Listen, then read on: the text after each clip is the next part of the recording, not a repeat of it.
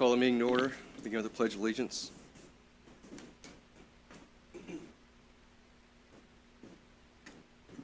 Pledge allegiance to the flag of the United States of America, to the republic for which it stands, one nation, under God, indivisible, liberty, justice for all.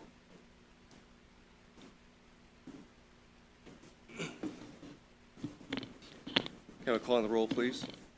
Mr. Thacker, Ms. Weger, Ms. Thies, Here. Mr. Norris, Ms. Wilson, Here. Mr. Thompson, Here. Mr. Loudermilk. Here. Thank you. Moving on, public comment. Looks like there is no one here from the public to make comment. Communications from elected officials, other officials, agencies of the county.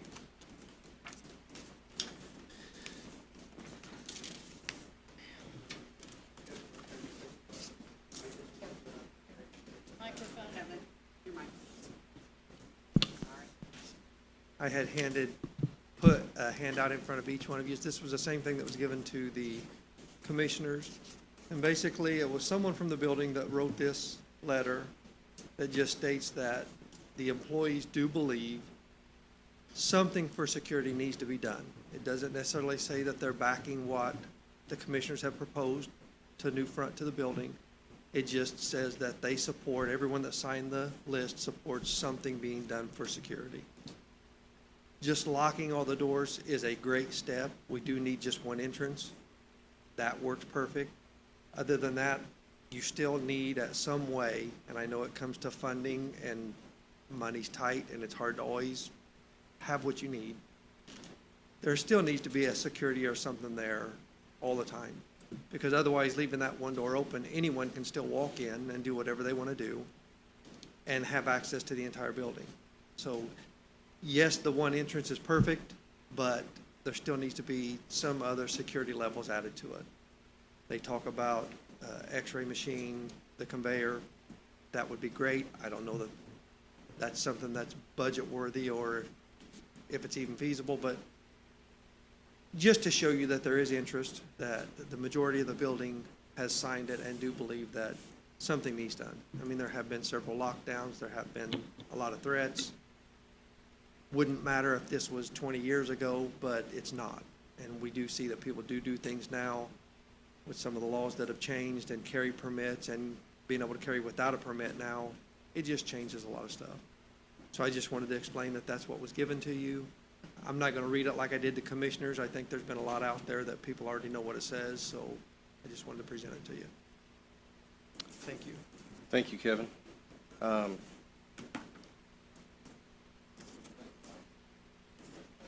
Sure.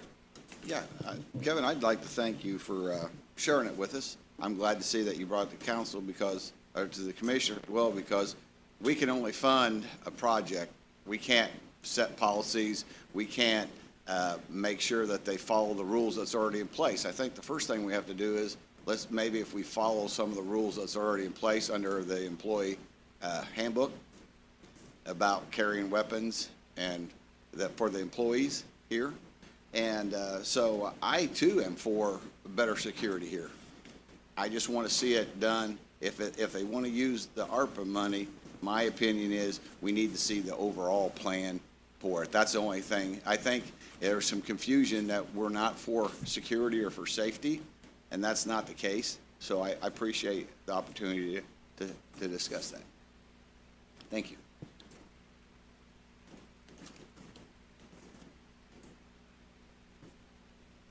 I would agree with Todd. I don't think that there's anybody here that isn't for security of this building. I think it's just a matter of what does that look like and what actually makes sense.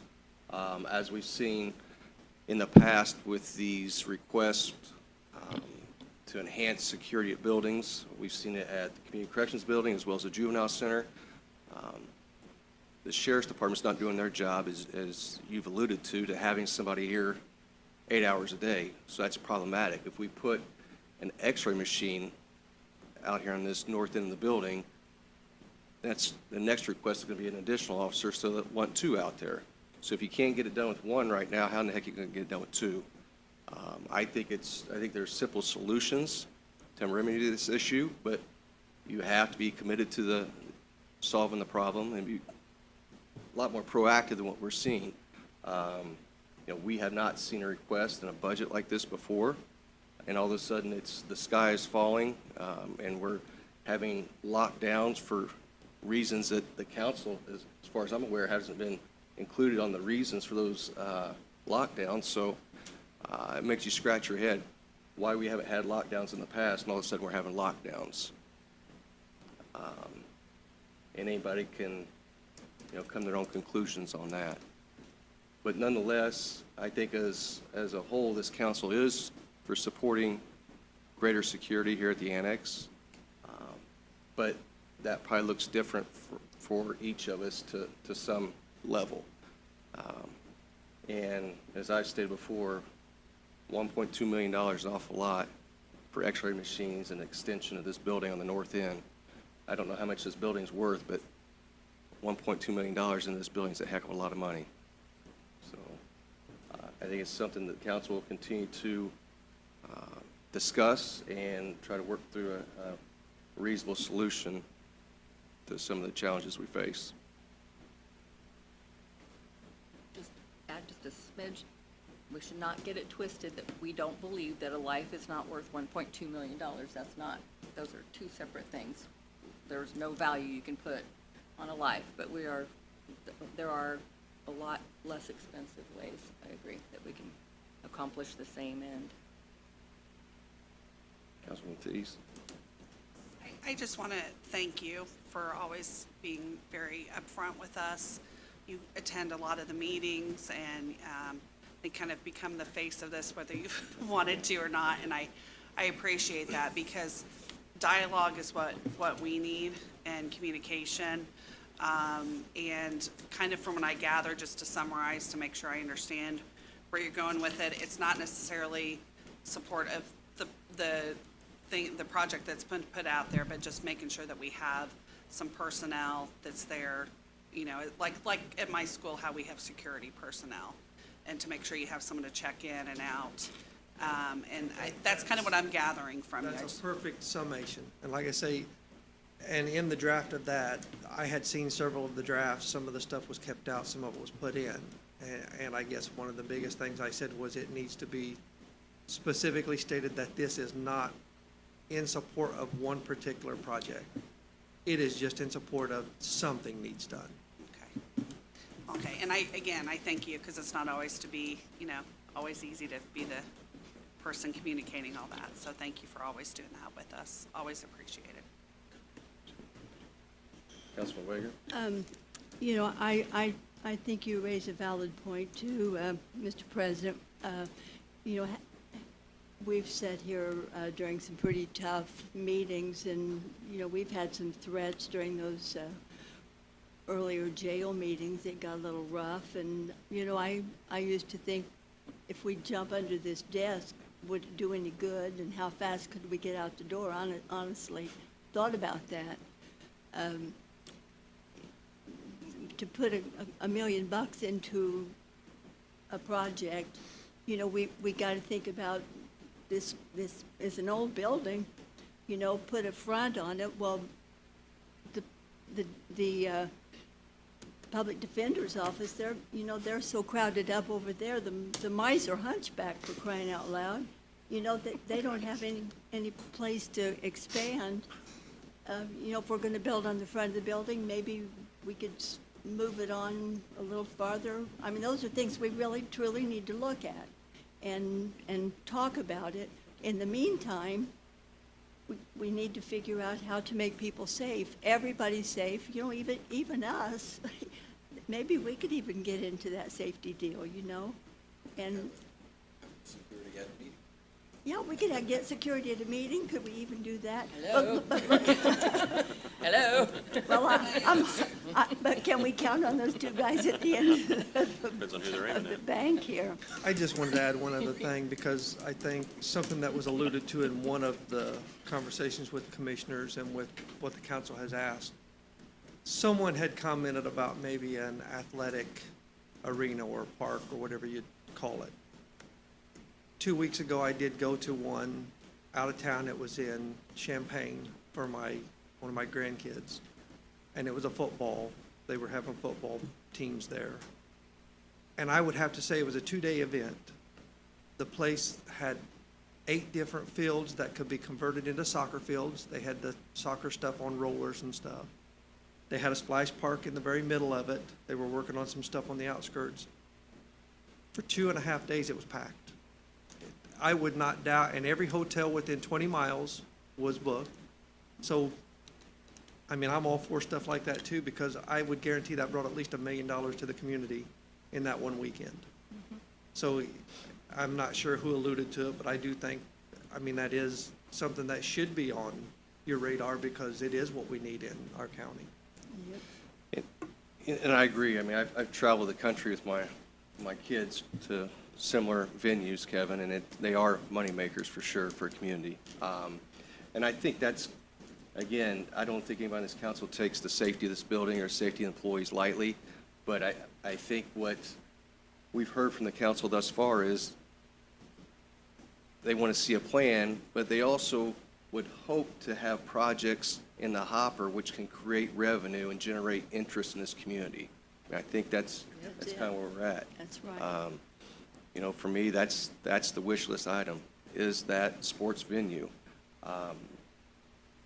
But we do have other needs. I recognize that, and I can appreciate those needs as well. But there has to be a balance, right? And I think from what we've heard from the council here recently, we just don't want to get nickeled and dimed on $1 million here, $2 million there, and next thing you know, we have $5 million left, and what are we going to do with it? So, Yep. anything else from council? Thank you, Kevin. Appreciate it.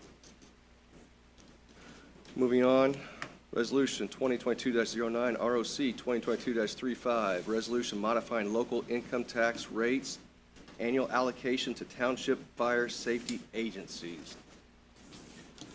So, as I assume everybody recalls, we had talked about this in the Sunshine meeting on August 2nd, and again during the regularly scheduled meeting, August 9th. At that time, it was tabled. We are awaiting word from DLGF on our rebuttal to their understanding of how we could and could not use the local income tax as it pertains to the fire districts. We offered our rebuttal should have arrived on Friday, August 5th. As of the meeting time on August 9th, there was still no word from the state. There was an email saying that there was no word sent to Calissa Miller right before our meeting on the 9th. Since that time, Calissa has reached out through phone and email without a response. And she has done that multiple times in the last 2 days with no response.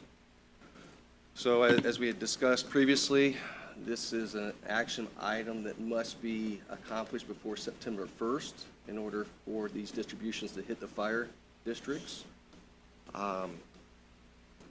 What we had proposed in this resolution, what was outlined, is the very same language. The same language, but the amounts are slightly different in terms of dollar amounts for the service providers, but the same language that we've historically done without issue.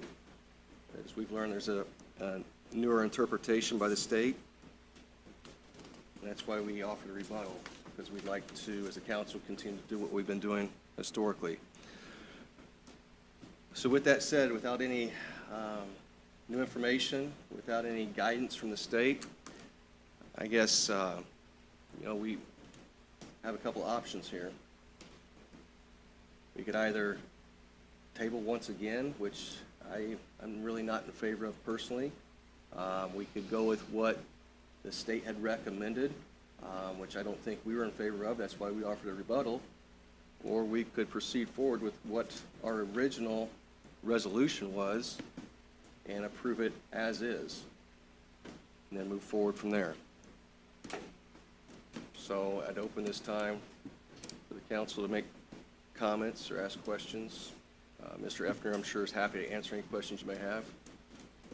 It's what I'm kind of curious about is if we move forward with what we've always done, the resolution, and what is the risk, or what is the potential for, that's what I want, kind of curious about, is I understand not liking maybe the state's recommendation, so if we do go ahead, because we've reached out to them, we've tabled this, we've been prudent in our actions so far, and I know I personally will be out of town until after the 1st of September. I won't be available, but I mean, that, as long as there's a majority, you guys could meet again.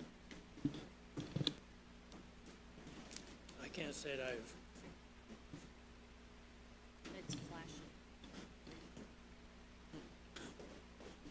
Here, just. Thank you, it's closer than. it's still flashing.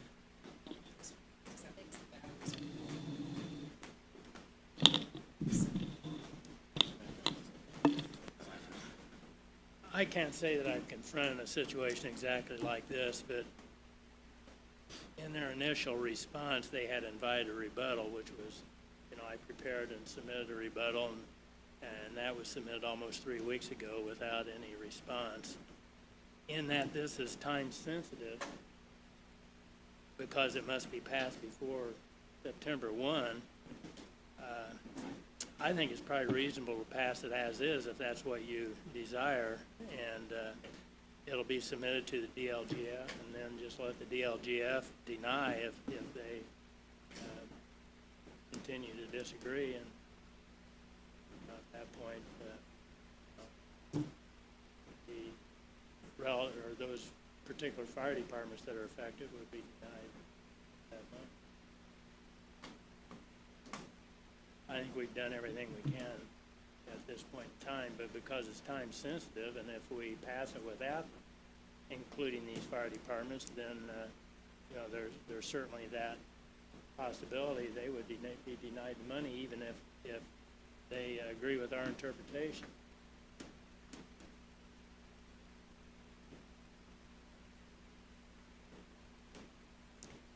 So again, I think it's reasonable to go ahead and pass it as is if that's what you desire to do. We'll let the DLGF react to that.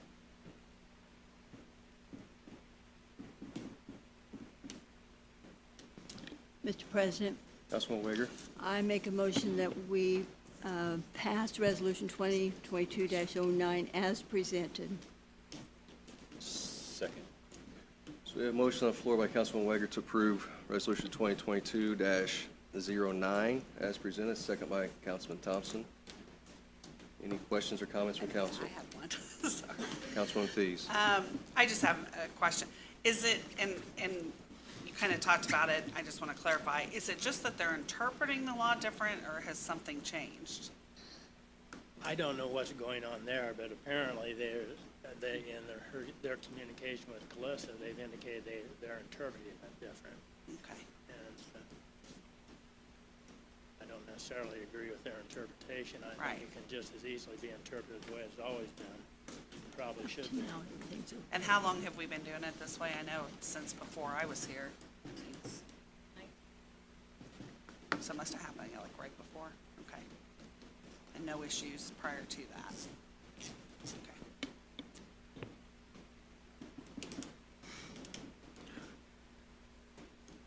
Mr. Otter, can I have a roll call vote, please?